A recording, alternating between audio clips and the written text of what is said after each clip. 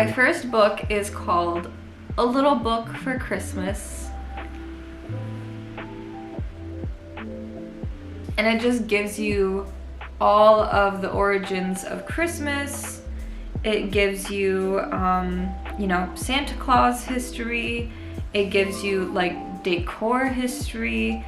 It gives you food and song and, you know, media history.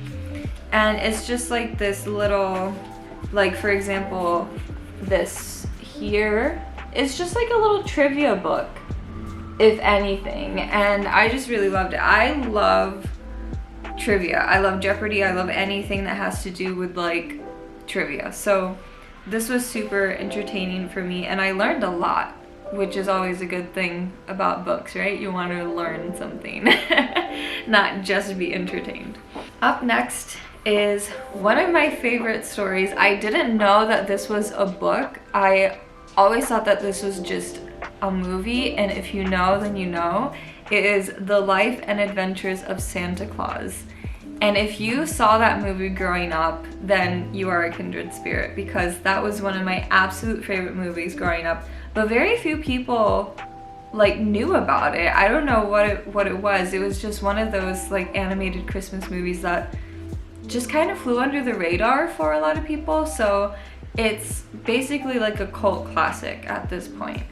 And they made a remake of it that looks like very cursed, and I don't like it, so you have to watch the original if you can find it. It's pretty hard.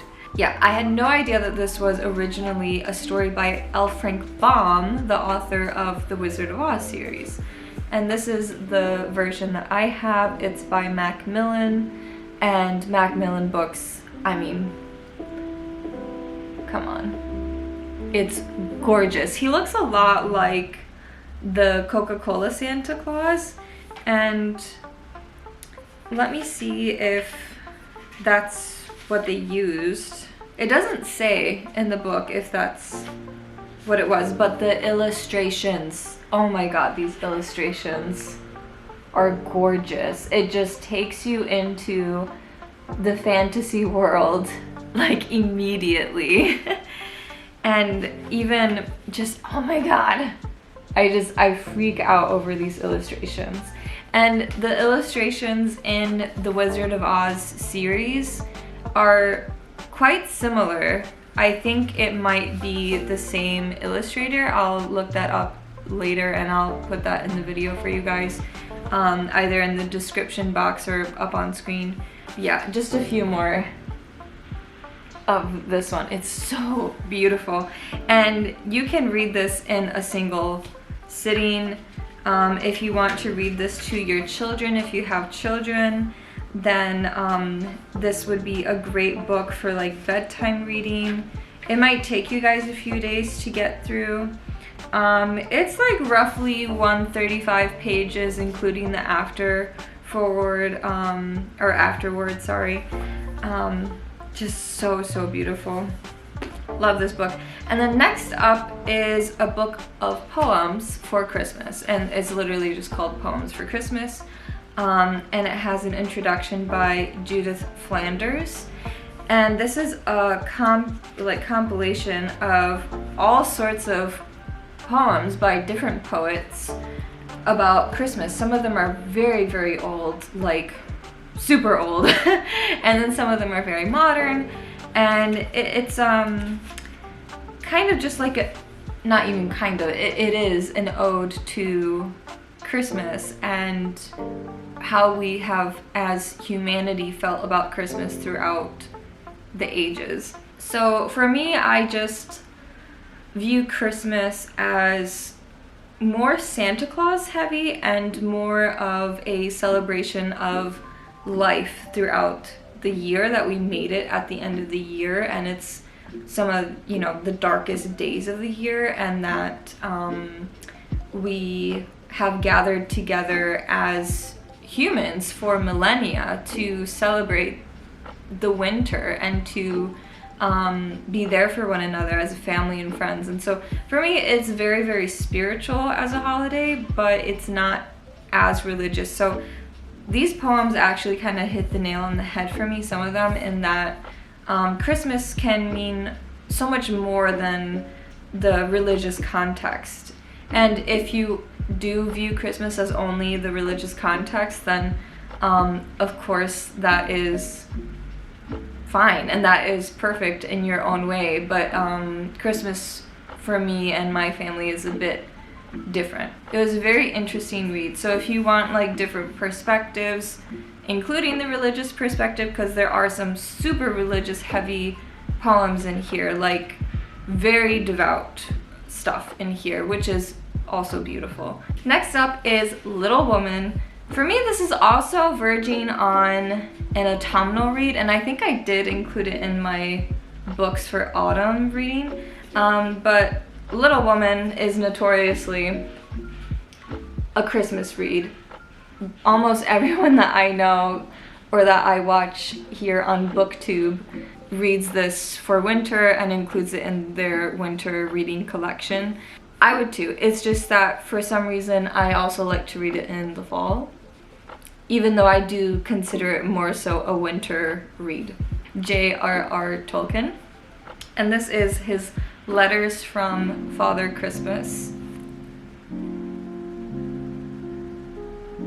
I loved this little read. It was like looking through a history book. It was so personal. This is a book which is comprised of all of his letters that he wrote for his children throughout their years of childhood and into their teenage years, and how he pretended to be Santa Claus and elves, and he used his, you know, elven language. I am a Lord of the Rings fan. I've read all of the books when I was a teenager, and I saw the movies when I was very, very young. So I am a fan, but I'm not like a fan. I'm not a stan. So I don't know all the ins and outs of it, so do forgive me for that. I'm not like a mega fan, so I don't know exactly what everything is called, but I'm pretty sure that he did use his like Elvish language and alphabet and all that stuff for these letters that he wrote for his children as well. And some of them he wrote while he was writing Lord of the Rings, and some of them were afterward. There's also just gorgeous illustrations. For example, I highly recommend this book, as well as all of his other work as well. So I highly recommend it. I mean, he's J.R.R. Tolkien. He's the only one, right? All right, up next, I included this little golden book, Nightmare Before Christmas, in my Halloween book, but of course, Nightmare Before Christmas is a Halloween movie and a Christmas movie, so this one, you can just reread it. For any of you who have not seen the Halloween book, spooky book video, I'll just give you a quick little peek into this. I'll try to pick one that has like more Christmas stuff in it. So, for example, yeah, it's not exactly in the Tim Burton style. It's more cutesy, and it's more so like inspired by the Tim Burton stop motion animation. I'm not mad about it. I think it's really cute. I mean, we are talking about a book that is fit for like a 3-year-old, 4-year-old. It doesn't say what age group this is supposed to be in, but it's around that age group. So I understand why they didn't go full Tim Burton style for a baby book, essentially. All right, and now the near and dear books to me and my family are my childhood Christmas books. So this is 'Twas the Night Before Christmas, and it is with the Coca-Cola Santa Claus. And this is the Santa of, you know, America. Like, hello, capitalism. Like, if you didn't grow up in a very religious household, but you still celebrated Christmas, you know what I mean. Because, like, this was Santa, and to me it still is Santa. Like, the Coca-Cola Santa is just the Santa. Like, this is him. This is how he is in my mind. It's just the best. It really is. I get so many warm memories of this book, and just, I'm actually super surprised at how well it has held up throughout all of these years. This book has survived a good, like, 20 years or so. And it looks brand spanking new. I mean, granted, we only read it like a million times, but only in December-ish time. So next up is Stranger in the Woods. And I actually don't know if any of these are still in print. I will look them up in a bit, and then when I edit, I'll do the same thing where I'll either have it in the description or up here on screen. So this is a beautiful book.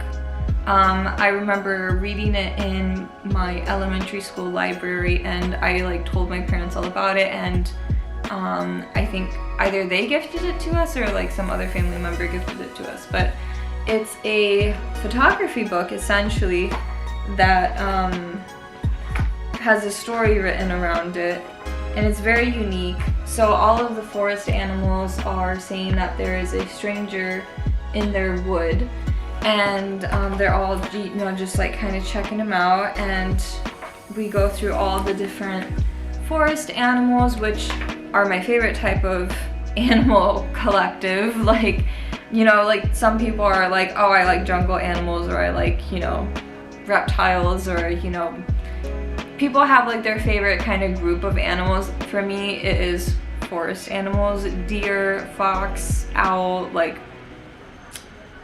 that's the gold standard for me. And the photography is just so beautiful. Like, here you can see the chickadee flying in motion up to the stranger in the woods, which is, from the cover, a snowman. And it's just one of my favorite stories. And then last but not least is The Stories of Santa. And this was my favorite book ever as a child because it's also a music sheet book. So it was kind of an introduction to me of what sheet music looked like, and like how to read music and how to follow it and stuff. So here's up on the housetop, and you get like the whole sheet music and then a lovely little illustration. And yeah, it's literally just a book of sheet music, and then here and there it's the lyrics only along with an illustration. And I just love the vintage, you know, paper look and the vintage illustrations. Just so wholesome. I love it so much. And this was by Hallmark. Those are my Christmas reads for this year. I think this is a solid group of books to get yourself into the holiday spirit. I do still want to get like all of the Hanukkah books. There are some really great Hanukkah books out there.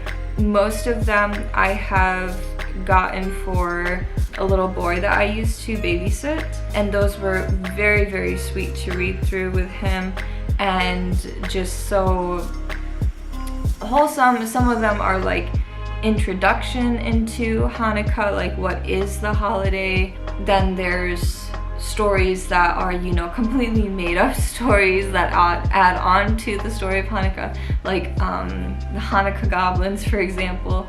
One of the best Hanukkah books that I have read is a real Hanukkah story that takes place here in Budapest, and I believe it was called Torelli's Ice Cream Shop.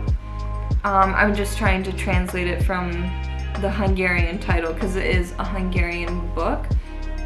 I think a few copies were translated into English. I don't know if like how many of them are out there readily available to find. I got the Hungarian version and my husband translated it for me, and it's such a beautiful story. I'll just give you a quick little overview. Here in Budapest, toward the last 2 or so years of the war here, there was this Italian man who had an ice cream shop near Liberty Bridge, and in the winter he obviously didn't use the ice cream shop, and he hid quite a few families, I want to say like 5 families, in his ice cream shop.